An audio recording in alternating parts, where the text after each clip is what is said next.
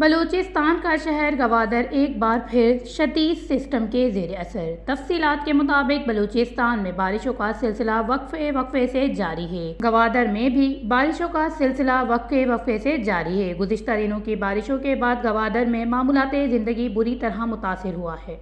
बारिश का पानी घरों तक आ गया है। निकासी आब का बेहतर निज़ाम न होने की वजह से शहरी घरों में महसूर हो गए हैं। मुतअद्दिद घर तबाह हो चुके हैं। शहर की मरकजी शाहरा पूरी तरह डूब गई है। मुसलसल तेज बारिश ने बिजली की तरसील में भी खलल पैदा कर दिया है। माहिरों के मुताबिक 150 से जायद कश्तियां, जाल और कई इंजन पानी में बह चुके हैं। कश्तियां निकालने के लिए कोई रेस्क्यू टीम नहीं आई। जबकि दूसरी जानिब वज़ीर इत्तलात बलूचिस्तान जान अचकज़ई का कहना है कि बारिश से मुतासरा गवादर और जीवनी में रेस्क्यू ऑपरेशन जारी है।